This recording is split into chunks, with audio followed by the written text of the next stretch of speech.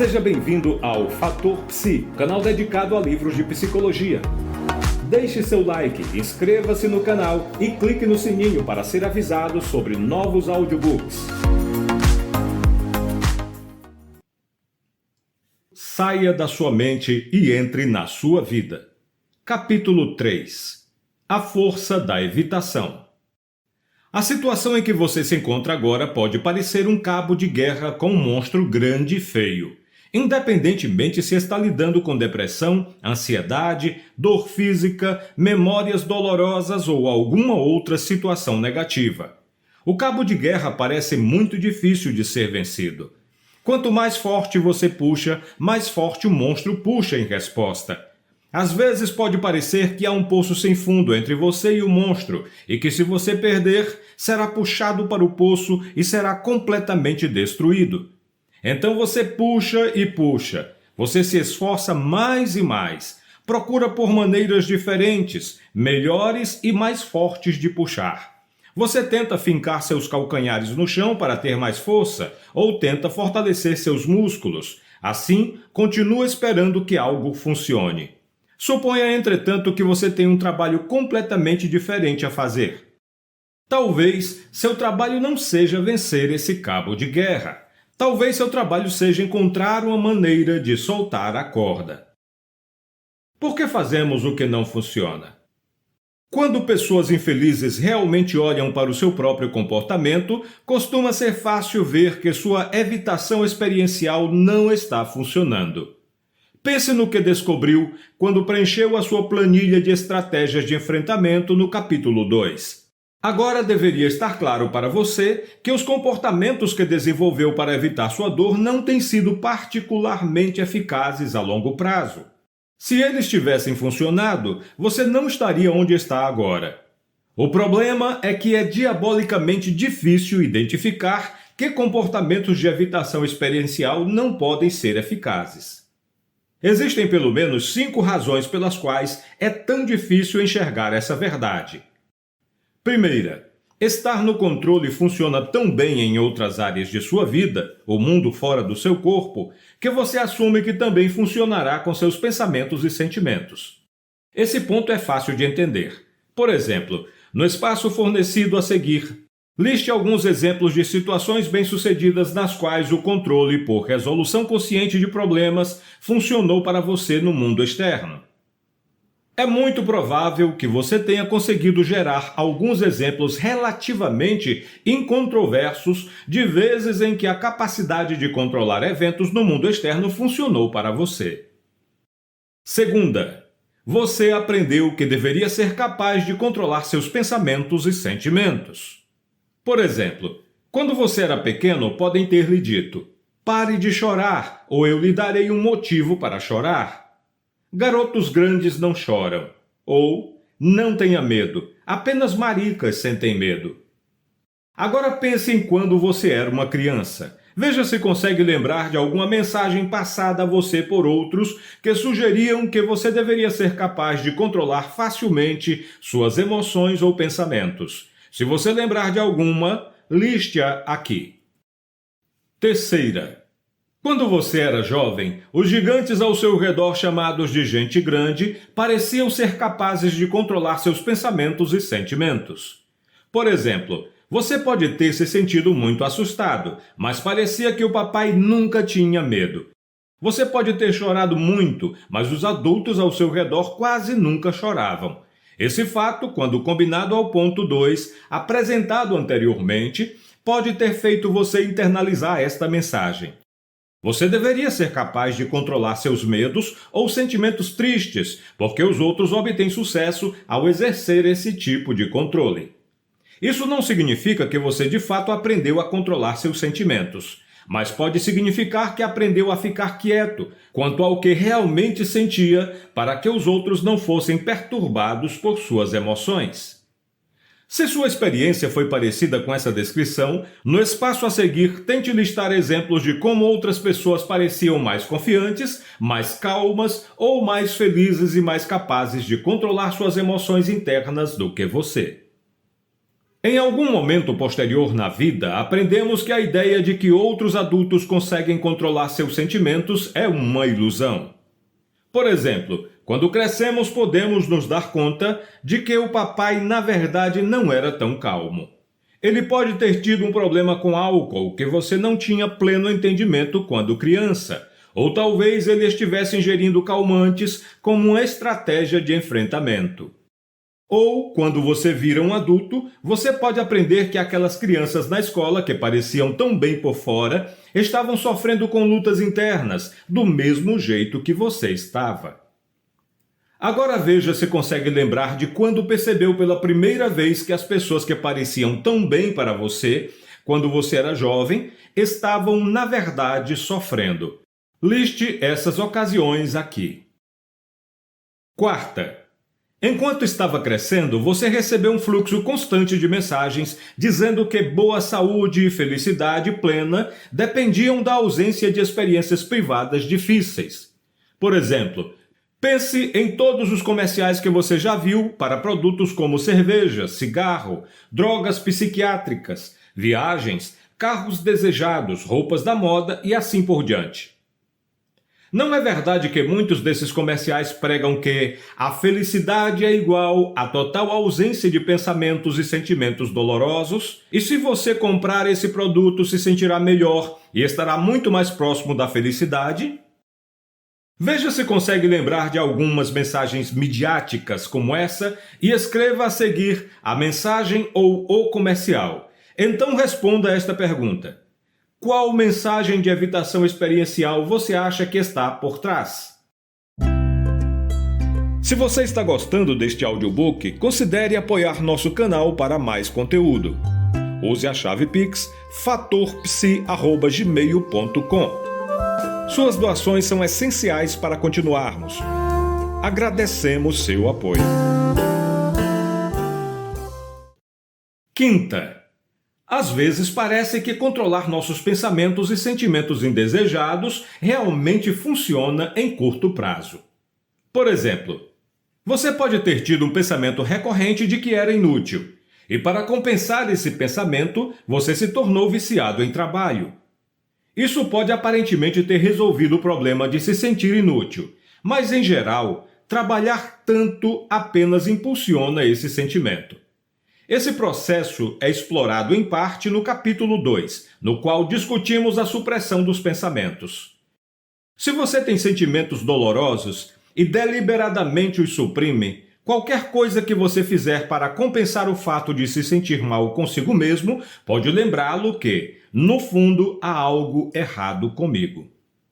Se você tentou usar suas conquistas para suprimir seus sentimentos difíceis, provavelmente entende o que acontece quando age como um viciado em trabalho. Quando é exaltado por suas conquistas, você pode sentir como se estivesse enganando os outros, porque sabe o que realmente está acontecendo por trás de sua aparência calma. Você pode estar pensando, se eles soubessem... Mesmo um feedback positivo, embora faça você se sentir bem por algum tempo, pode fazer você se sentir falso. Isso às vezes é chamado de síndrome do impostor. Enganar os outros não funciona, em parte, pela seguinte questão: quem se influenciaria pela opinião de um tolo? Se essa é sua experiência, liste exemplos dos momentos em que você fez coisas apenas para conseguir a aprovação dos outros que a longo prazo pareceu falsa para você. Aceitando a possibilidade de que a evitação experiencial não funciona. 2 fatores principais mantêm as pessoas presas ao sistema de evitação experiencial. O primeiro fator é que a regra, se você não gosta de alguma coisa, se livre dela, funciona muito bem no mundo externo. O segundo fator é que os efeitos de curto prazo da evitação experiencial, ou seja, a aplicação dessa regra a nossas experiências privadas, pode muitas vezes ser positivos. O ponto principal que mantém firme o sistema de evitação experiencial é que a maneira como a linguagem humana lida com o mundo exterior é baseada na regra. Se você não gosta de alguma coisa, se livre dela. E os efeitos a curto prazo da evitação experiencial, ou seja, a aplicação dessa regra a nossas experiências privadas, podem muitas vezes ser positivos. Por exemplo, pense em alguém que tem fobia de cobra. Todos os seus amigos estão planejando visitar o zoológico, e essa pessoa está com medo de ir com eles. Ela está aterrorizada pensando que eles irão querer ir até a exposição de cobras, pois não aguentará ficar lá. Embora ela queira passar um tempo com seus amigos e adoraria ver os outros animais do zoológico, ela enfim encontra uma desculpa para não ir. Agora tente imaginar como é ser essa pessoa e responda as seguintes questões, circulando uma das respostas à direita. Caso deseje adquirir o livro físico de Saia da Sua Mente e Entre na Sua Vida, você encontrará na descrição deste vídeo um link para que possa fazê-lo. O que ele provavelmente sente logo após encontrar uma desculpa para não ir com seus amigos? Aliviado ou ansioso? Evitar a ida ao zoológico, evitação experiencial, será mais ou menos provável da próxima vez. Mais ou menos. Essa fobia irá se tornar mais forte ou mais fraca? Mais forte, mais fraca. As respostas não são nítidas? Como poderiam ser diferentes? Sua própria situação é análoga à experiência dessa pessoa.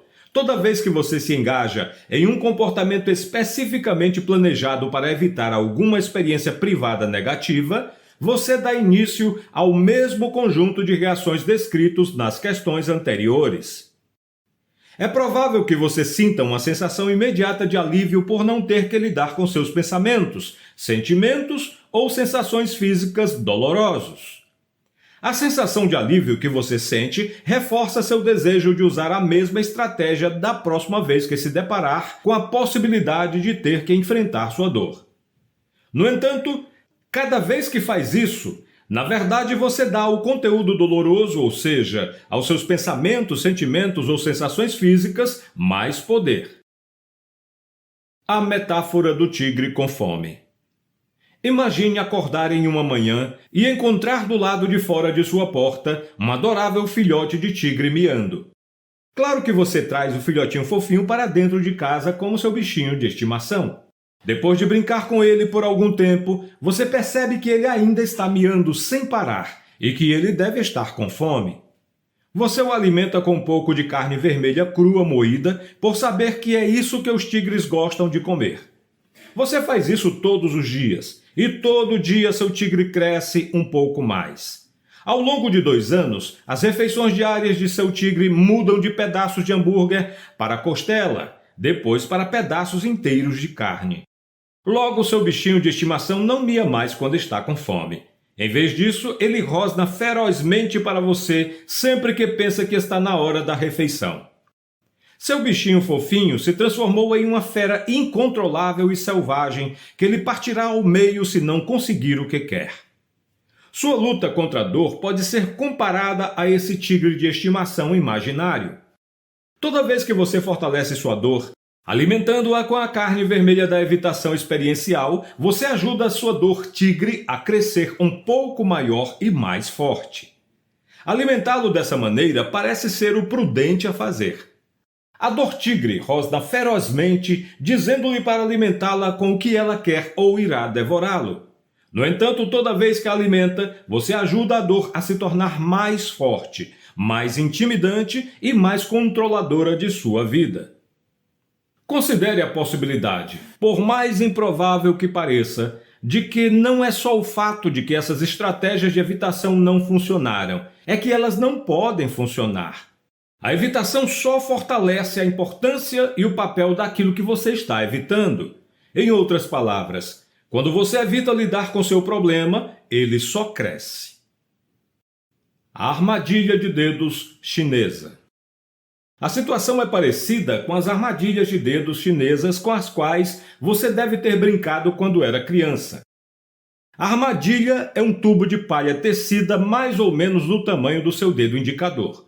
Você coloca os 2 dedos indicadores dentro do tubo, um em cada ponta, e quando tenta puxá-los de volta, a palha prende e aperta. Quanto mais você puxa, menor fica o tubo e mais forte ele aperta seus dedos. Se a armadilha foi construída com força suficiente, a única maneira de sair dela puxando seria ter que puxar os dedos para fora das suas bases, uma vez que eles ficaram presos. Inversamente, se você empurrar seu dedo para dentro, ele ainda estaria preso no tubo, mas pelo menos você teria espaço suficiente para movê-lo e seguir com sua vida. Agora suponha que a vida em si é como uma armadilha de dedos chinesa. Então, não é uma questão de se libertar do tubo, é uma questão de quanta flexibilidade você quer ter em sua vida. Quanto mais você luta, mais limitados ficam seus movimentos. Se você abandona a luta, mais liberdade tem para fazer novas escolhas. Então, o que você deveria fazer? Primeiro, não seja tão duro consigo mesmo. Dadas as razões discutidas anteriormente, não é surpresa que você tenha se focado em estratégias de evitação experiencial. Você está fazendo exatamente o que as pessoas lógicas e sensatas são ensinadas a fazer: cuidar de si mesmas. É um jogo manipulado, mas você não sabia disso, e certamente não é culpa sua que não está funcionando. Se você estiver apostando em uma roleta manipulada, certamente perderia seu dinheiro. Você está em uma situação parecida com sua dor. Então agora, coloque um visto ao lado das maneiras por meio das quais você estaria disposto a não ser tão duro consigo mesmo. Caixa de verificação. Eu poderia encarar a possibilidade de que as minhas estratégias de evitação nunca funcionarão. Caixa de verificação. Eu poderia ter compaixão por mim mesmo por ter tentado fortemente lidar com minha dor. Caixa de verificação. Eu poderia parar de me culpar por não ter sido capaz de fazer minhas estratégias de evitação funcionarem. Caso deseje adquirir o livro físico de Saia da Sua Mente e Entre na Sua Vida, você encontrará na descrição deste vídeo um link para que possa fazê-lo. Agora liste outras ideias que você pode ter para não ser tão duro consigo mesmo. Responsabilidade e capacidade de resposta. Segundo, aceite a capacidade de resposta. Existe uma pequena, mas importante diferença entre aceitar a responsabilidade e aceitar a capacidade de resposta. Aceitar a responsabilidade geralmente carrega a implicação da culpa. Culpa é o que fazemos quando tentamos motivar as pessoas a mudar um comportamento ou fazer a coisa certa. Mas aceitar o pensamento "eu sou culpado" realmente motiva alguém a mudar?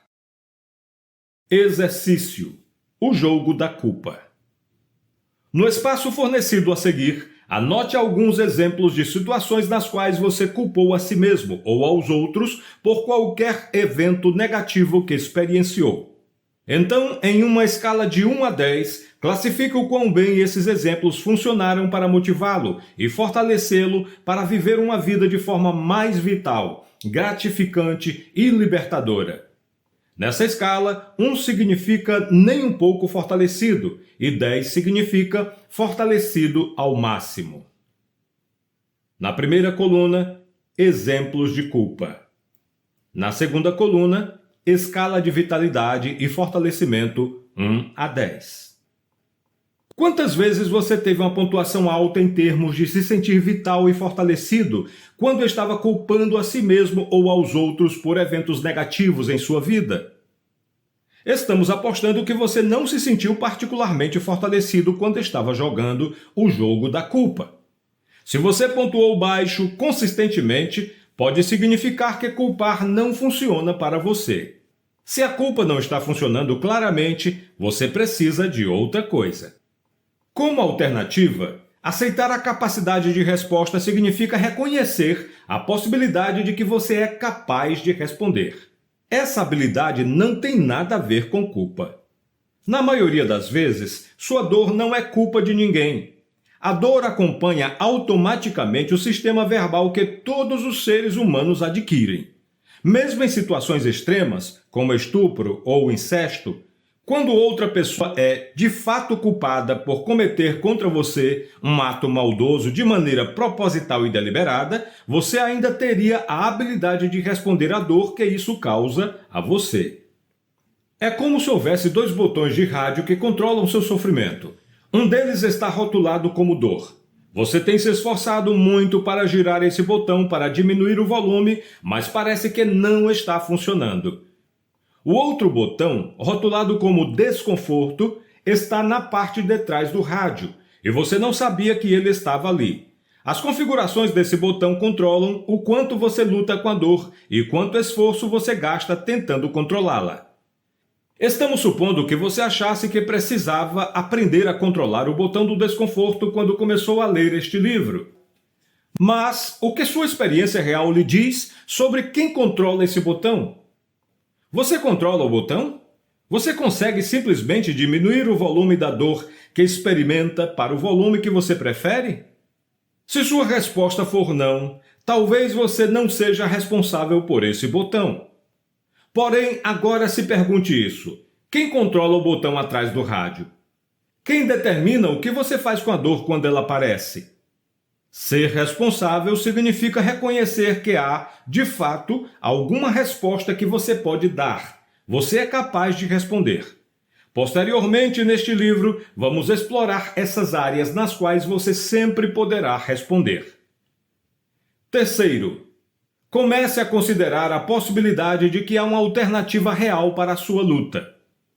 Até agora, é provável que você raramente tenha gerenciado pensamentos ou sentimentos indesejados, sem tentar controlá-los de alguma forma.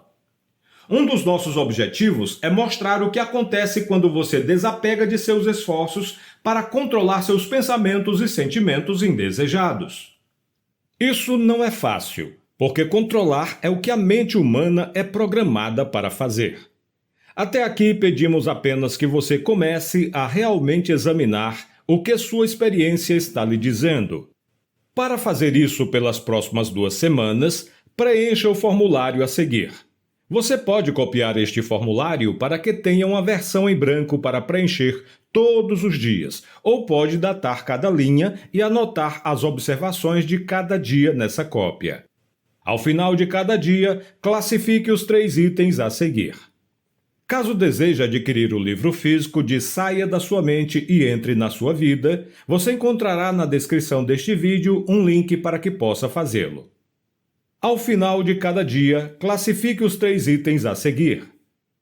Primeiro, quanta dor psicológica você experienciou nesse dia?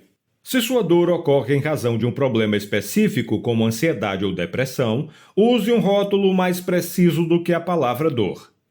Quando for dar sua nota do dia, use uma escala em que 1 significa nenhuma dor e 100 significa dor extrema.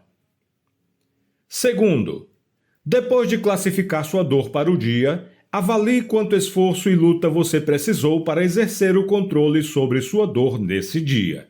Use a mesma escala em que 1 significa nenhum esforço e 100 significa um nível extremo de esforço e luta.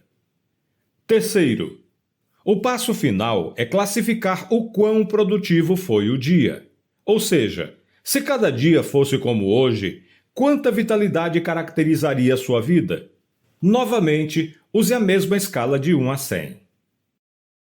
Exercício. Julgando sua própria experiência, examinando o que funciona. Dia, espaço em branco. Dor, espaço em branco. Esforço ou luta, espaço em branco. Sucesso geral, espaço em branco. Alguma observação sobre como os eventos dolorosos foram experienciados hoje? Linha em branco. Quarto, abra espaço para a possibilidade de que a alternativa de estar no controle é frustrantemente sutil. Se você percebeu no último exercício que está gastando muita energia lutando contra a sua dor, mas não está recebendo muito em troca em termos de fortalecimento, criando uma sensação de que sua vida está se expandindo, então essa é outra pista de que suas tentativas de controlar sua dor podem não estar funcionando tão bem quanto deveriam. No entanto, anos de condicionamento o convenceram de que essa é a única opção correta disponível. Deixar o controle de lado não requer muito esforço, mas deixar o controle em áreas às quais o controle não pertence é complicado. É confuso. Pode ser frustrante. Isso não é algo que a máquina de palavras que a sua mente está acostumada a fazer. Por isso é necessário que você passe por todos os exercícios deste livro devagar e com calma. A alternativa aos esforços inúteis que buscam exercer controle sobre seus pensamentos e sentimentos, oferecida aqui, exigirá diligência, honestidade, ceticismo, incerteza e compaixão. Não é um caminho fácil a seguir. Sua aliada mais importante nesse novo trajeto é sua própria dor. Somente quando você considerar todo o tempo e energia que já gastou tentando, de maneira infrutífera, controlá-la e evitar experiências negativas, e, assim, pesando os resultados dolorosos, descobrirá que o esforço para fazer algo radicalmente diferente vale a pena. Seguindo em frente. Antes de seguir em frente com sua vida, é necessário olhar diretamente para onde você se encontra neste momento. Os exercícios nos capítulos anteriores foram criados para ajudá-lo a fazer justamente isso. Você precisa estar atento aos tipos de pensamentos, sentimentos e sensações físicas que o estão atormentando. E tão importante quanto, você precisa estar ciente das estratégias habituais de enfrentamento que tem utilizado para lidar com esses pensamentos, sentimentos e sensações físicas. A essa altura, não seria inteligente fazer qualquer coisa diferente. Na verdade, nós sugerimos que ainda não tente mudar nada. Apenas tente se tornar mais consciente daquilo que tem feito e do quanto isso tem realmente funcionado. Exercício. O que você está sentindo e pensando agora? Descobrimos que quando as pessoas começam a olhar com mais cuidado para suas próprias experiências, sem tentar fugir ou escondê-las, ocasionalmente, as experiências que estavam abaixo de seu limiar de consciência emergem até ela. Então, para finalizar este capítulo, no espaço a seguir, liste quaisquer pensamentos e sentimentos que você está tendo neste exato momento sobre as dificuldades que o motivaram a pegar este livro. Se você começar a enxergar alguns dos problemas que estão submergidos abaixo da superfície, use esta oportunidade para descrevê-los. Coloque-os em cima da mesa, onde eles podem ser vistos à luz do dia. Espaço em branco. Nos capítulos a seguir, começaremos a explorar como adotar diferentes abordagens para se relacionar com a dor contra a qual você tem lutado. Não espere dominar essas habilidades da noite para o dia. Isso vai levar tempo. A medida do sucesso é apenas uma, sua experiência.